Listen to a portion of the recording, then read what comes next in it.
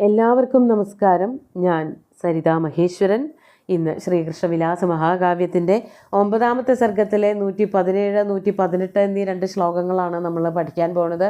2 ശ്ലോകങ്ങളിലും ഉപജാതി വൃത്തം തന്നെയാണുള്ളത്. ഇവിടെ ബലരാമനും ജരാസന്ധനും തമ്മിലുള്ള ഏറ്റുമുട്ടലാണ് വർണ്ണിക്കാൻ പോകുന്നത്.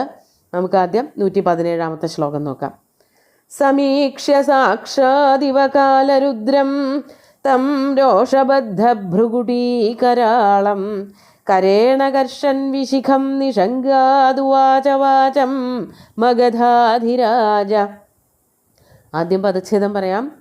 സമീക്ഷ്യ സാക്ഷാത് ഇവ കാലരുദ്രം തം രോഷബദ്ധഭ്രുകുടീകരാളം കരേണ കർഷൻ വിശിഖം നിഷങ്കാത് ഉവാച വാചം മഗധാധിരാജ. ഇവിടെ ബലരാമനെ എങ്ങനെയാണ് ജരാസന്ധൻ കാണണത് എന്ന് പറയാണ്. മഗധാധിരാജ, മഗധയുടെ അധിരാജനായിട്ടുള്ള ജരാസന്ധൻ രോഷബദ്ധഭ്രുകുടീകരാളം സാക്ഷാത് കാലരുദ്രം ഇവ. സാക്ഷാത് കാലരുദ്രൻ, സാക്ഷാത് എന്ന് പറഞ്ഞാൽ കണ്ണിൻ്റെ മുമ്പിൽ കാണുകയാണ്. ആരെയാ കാണണത്? ശിവനെ കാണണത് പോലെ എന്നാണ് പറഞ്ഞത്. അതാണ് കാലരുദ്രം. കാലനെ പോലും അവസാനിപ്പിച്ച, കാലൻ്റെ കഥ കഴിച്ചവനായിട്ടുള്ള ശിവനെ കാണുന്നത് പോലെ. കാലനെ ശൂലേന കീലനം ചെയ്തൊരു നീലകണ്ഠൻ മഹാദേവൻ മതീശ്വരൻ എന്ന് ശിവപുരാണത്തിൽ പറയുന്നുണ്ടല്ലോ. കാലനെ വധിച്ചത് ശ്രീപരമേശ്വരനാണ്. മാർക്കണ്ഡേയൻ്റെ കഥയിലാണ് അത് വരുന്നത്. മാർക്കണ്ഡേയൻ്റെ ആയുസ് കഴിഞ്ഞു എന്ന് പറഞ്ഞിട്ട് മാർക്കണ്ഡേയനെ കൊണ്ടുപോകാൻ വന്ന ആ കാലനെ ശ്രീപരമേശ്വരൻ തൻ്റെ കയ്യിലുള്ളതായ തൃശൂലം കഴുത്തിലാഴ്ത്തിയിട്ട് വധിച്ചു എന്നാണ് കഥകളിൽ പറയണത്. അങ്ങനെ വധിച്ചതിന് ശേഷം പിന്നീട് സൃഷ്ടിക്കപ്പെട്ട യമരാജനാണ് ബാക്കി പിന്നീട് വന്ന കാലഘട്ടങ്ങളിലെയൊക്കെ മരണകാര്യങ്ങളൊക്കെ നടത്തിപ്പോരുന്നത് എന്ന് പറയപ്പെടുന്നു. പുരാണം നമ്മളെ അങ്ങനെയാണ് പഠിപ്പിക്കുന്നത്. അപ്പോൾ ആ കാലനെ പോലും കൊന്നവനായ, കാലനാണ് ഏറ്റവും ക്രൂരനായിട്ടുള്ള ഒരാൾ, പേടിയാവുന്ന ആൾ, പേടിപ്പെടുത്തുന്ന ആളെന്നൊക്കെയാണ് നമ്മൾ വിചാരിക്കുന്നത്. പക്ഷേ കാലന് പോലും പേടിയുള്ള ആളാണ് ശ്രീപരമേശ്വരൻ. അങ്ങനെ ശ്രീപരമേശ്വരനെ നേരിട്ട് കാണുന്ന പോലെയാണ് മഗധാധിരാജനായിട്ടുള്ള ജരാസന്ധൻ ബലഭദ്രരെ കണ്ടത്. അതാണ് ഇവിടെ പറഞ്ഞത്. മഗധാധിരാജ സാക്ഷാത്കാലരുദ്രം ഇവ തം സമീക്ഷ്യ. എങ്ങനെയാണ് മുഖഭാവം ഉണ്ടായത് എന്നുള്ളൊരു വാക്ക് പറയാണ്. രോഷബദ്ധഭ്രുകുടീകരാളം, ദേഷ്യം വന്നതുകൊണ്ട്, രോഷബദ്ധം ക്രുദ്ധനായതുകൊണ്ട്, ഭ്രുകുടി എന്ന് പറഞ്ഞാൽ പുരികമാണ്. പുരികം ഇങ്ങനെ വളച്ച് പിടിച്ചിരിക്കുന്നത്. ദേഷ്യം വരുമ്പോഴാണ് മുഖഭാവമൊക്കെ അങ്ങനെ മാറുക. ചിരിക്കുമ്പോഴൊന്നും അങ്ങനെയല്ല. ഈ പുരികം ഇങ്ങനെ വളഞ്ഞു നിൽക്കുന്നത് താഴത്തേക്ക്, അതായത് ഈ മൂക്കിൻ്റെ ആ ഭാഗത്ത് താന്നും ചെവിയുടെ ഭാഗങ്ങളിലേക്ക് ഉയർന്നു നിൽക്കുന്ന അവസ്ഥ എന്ന് പറയുന്നത് ദേഷ്യം വരുമ്പോഴാണ്. പുരികം ചുളിക്കുക എന്നൊക്കെ പറയുന്നത്. അപ്പോൾ അങ്ങനെ ക്രുദ്ധനായി നിൽക്കുന്ന, അത് സ്വാഭാവികമായിട്ട് വരുന്നതാണ്. ദേഷ്യം വരുമ്പോൾ മുഖത്തെ ഭാവം തന്നെത്താൻ വരും. ആ ഭാവത്തോടു കൂടി തൻ്റെ മുമ്പിൽ പ്രത്യക്ഷപ്പെട്ടവനായ ബലഭദ്രരെ കണ്ടപ്പോൾ ജരാസന്ധൻ ശരിക്കും ശ്രീപരമേശ്വരനെ കണ്ടതുപോലെയായി. അതാണ് സാക്ഷാത് കാലരുദ്രം ഇവ തം സമീക്ഷ്യ. അങ്ങനെ ബലരാമനെ നോക്കിക്കണ്ടിട്ട് കരേണ നിഷങ്കാത് വിശിഖം കർഷൻ വാചം ഉവാച. കരേണ തൻ്റെ കയ്യുകൊണ്ട്, നിഷങ്കാത്, നിഷങ്കം എന്ന് പറഞ്ഞാൽ ആവനാഴി, തൂണീരം. ആ തൂണീരത്തിൽ നിറയെ അസ്ത്രങ്ങൾ വെച്ചിട്ടുണ്ടാവും ആവശ്യത്തിനനുസരിച്ച് പ്രയോഗിക്കാൻ. അപ്പോൾ ആ അസ്ത്രങ്ങളിൽ ഒന്നിലേക്ക് ഇങ്ങനെ പിടിച്ചിട്ട്, അതാണ് നിഷങ്കാത് വിശിഖം കർഷൻ. നിഷങ്കത്തിൽ ഇങ്ങനെ നിറച്ചു വച്ചിരിക്കുന്നതായ അസ്ത്രങ്ങളിൽ ഒന്നിനെ വലിച്ചെടുത്തുകൊണ്ട് വാചം ഉവാച ഇപ്രകാരം പറഞ്ഞു. ബലരാമനോടായിക്കൊണ്ട് ഇപ്രകാരം ജരാസന്ധൻ പറഞ്ഞു. എന്താണ് പറഞ്ഞത് എന്നുള്ളതാണ് അടുത്ത ശ്ലോകത്തിൽ വർണ്ണിക്കുന്നത്. 118ാമത്തെ ശ്ലോകം നോക്കൂ.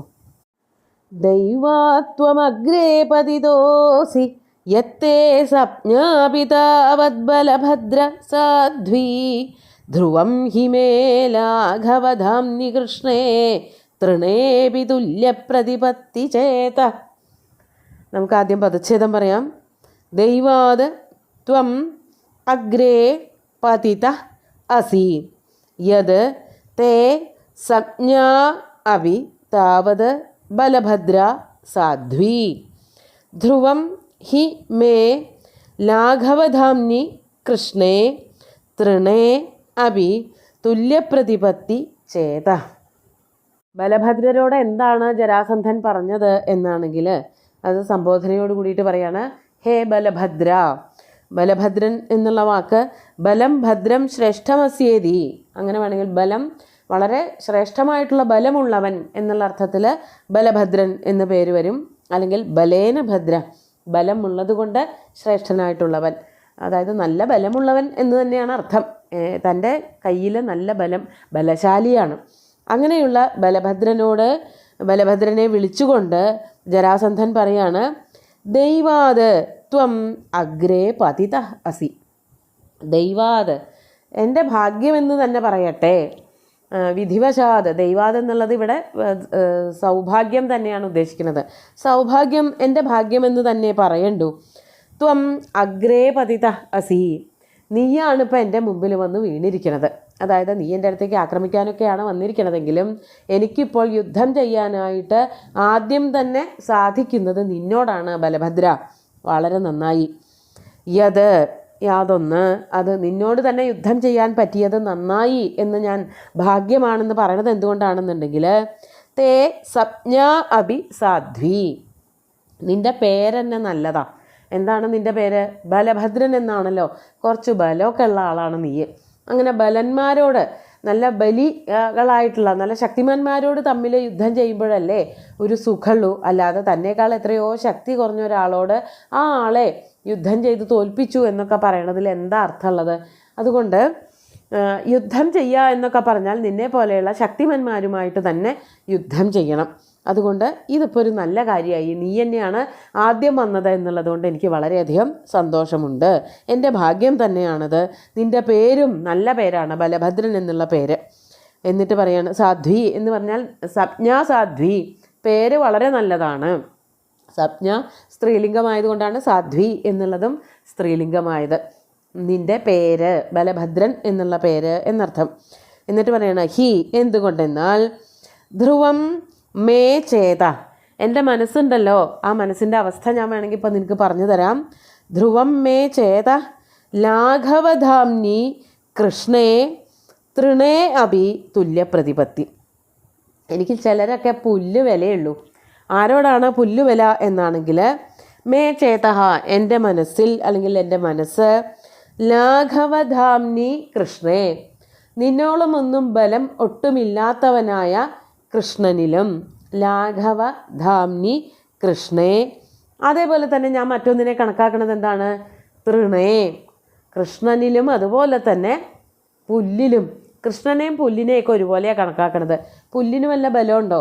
അത് വളരെ നനുത്ത, അതിന് നിലനിൽപ്പ് തന്നെ വളരെ, ഈ മണ്ണിൽ നിന്ന് ലേശം മാത്രമേ പൊന്തി നിൽക്കണുള്ളൂ. അതിന് പ്രത്യേകിച്ച് ശക്തിയൊന്നുമില്ല. പക്ഷേ വെള്ളവും കാറ്റുമൊക്കെ വരുമ്പോൾ അത് അതിൻ്റെ ഒരു തഞ്ചത്തിൽ നിൽക്കുന്നത് കൊണ്ട് അത് നശിച്ചു പോകണില്ല എന്നേ ഉള്ളൂ. ബലം കൊണ്ടൊന്നുമല്ല. ബലം എന്ന് പറയുന്നത് വലിയ മരം പോലെയോ മല പോലെയോ ഒന്നുള്ള ബലം പുല്ലിനില്ലല്ലോ. പുല്ലിനെയൊക്കെ വലിച്ചു പറിച്ചെടുത്ത് കളയാൻ പറ്റും. അതുപോലെ ഒരു മരത്തിനെ മാറ്റാൻ പറ്റില്ല. അപ്പോൾ പുല്ലിന് വലിയ ബലമൊന്നുമില്ല.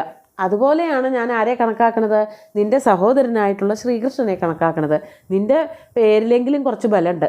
അതായത് നിനക്ക് ബലമുണ്ട്, പേരും അങ്ങനെ തന്നെയാണ്. ഇനി വേണമെങ്കിൽ അത് കൂട്ടി വായിക്കാം, പേരിനെങ്കിലും ബലമുണ്ട് എന്നും പറയാം. എന്നാൽ വളരെ ലഘുവാണ് നിൻ്റെ സഹോദരൻ കൃഷ്ണൻ. ആ പേരും അത്രയ്ക്കേ ഉള്ളൂ. പേര് കേട്ടാലും വലിയ ബലമൊന്നും തോന്നില്ല. ഒരു പുല്ലിനെ പോലെ ഞാൻ കണക്കാക്കണുള്ളൂ. അതുകൊണ്ടാണ് ഞാൻ എൻ്റെ സൈന്യങ്ങളെയൊക്കെ നിങ്ങൾക്കെതിരെ പറഞ്ഞയച്ചത്, ഞാൻ യുദ്ധത്തിന് വരാഞ്ഞത് എന്നുള്ള അർത്ഥമൊക്കെ വേണമെങ്കിൽ ധ്വനിപ്പിച്ച് നമുക്ക് മനസ്സിലാക്കാൻ പറ്റും. അതുകൊണ്ട് ഒരു പുല്ലിനോളം വില മാത്രമേ കൃഷ്ണന് ഞാൻ കൊടുക്കണുള്ളൂ. അതുകൊണ്ട് രണ്ടും തുല്യമായിട്ടാണ് പറയണത്. ലാഘവധാംനി, ഇരിക്കുന്ന ആൾക്കാരിൽ ഒന്നാണ് പുല്ല്. അതുപോലെ തന്നെയാണ് നിൻ്റെ സഹോദരൻ കൃഷ്ണനും. അതുകൊണ്ട് തുല്യപ്രതിപത്തി ചേതഹ, എൻ്റെ ചേതസ് ഇവരിൽ രണ്ടുപേരിലും തുല്യപ്രതിപത്തിയായിട്ടാണ് ഇരിക്കുന്നത്. അതുകൊണ്ട് എനിക്ക് പേടിയൊന്നുമില്ല. അങ്ങനെയല്ല, പേടിയില്ല എന്നല്ല, ഞാൻ ഒട്ടും പരിഗണിക്കണ പോലുമില്ല. നിന്നെ കിട്ടിയത് വളരെ നന്നായി. യുദ്ധം ചെയ്യുമ്പോൾ ശക്തന്മാരോട് യുദ്ധം ചെയ്തു എന്ന് പറയണതിനുണ്ടല്ലോ ഒരു കേമത്തം. അതുകൊണ്ട് നിന്നെ തന്നെ കിട്ടിയത് വളരെ നന്നായി ബലഭദ്ര എന്നാണ് ബലഭദ്രരോട് ജരാസന്ധൻ പറയണത്. നമുക്ക് ശ്ലോകങ്ങൾ ഒന്നുകൂടി ചൊല്ലി നോക്കാം. സമീക്ഷ്യ സാക്ഷാദിവകാലരുദ്രം തം രോഷബദ്ധഭ്രുകുടീകരാളം കരേണ കർഷൻ വിശിഖം നിഷങ്കാദുവാച വാചം മഗധാധിരാജ ദൈവാത്വമഗ്രേ പതിതോസി യത്തേ സപ്ജ്ഞാപിതാവദ്ബലഭദ്ര സാധ്വീ ധ്രുവം ഹി മേ ലാഘവധാംനി കൃഷ്ണേ തൃണേപി തുല്യപ്രതിപത്തി ചേത. നല്ല ഭംഗിയുള്ളതായ സംഭാഷണമൊക്കെ വരുമ്പോൾ ധാരാളം കാര്യങ്ങൾ പറയാനുണ്ടാവും. അങ്ങനെയുള്ള 2 ശ്ലോകങ്ങളും ഭഗവാന്റെ കാൽക്കൽ അർപ്പിച്ചുകൊണ്ട് ഗുരുവായൂരപ്പനെ സാഷ്ടാംഗം നമസ്കരിച്ചുകൊണ്ട് എല്ലാവർക്കും ശുഭദിനം നേർന്നു നിർത്തട്ടെ. നന്ദി.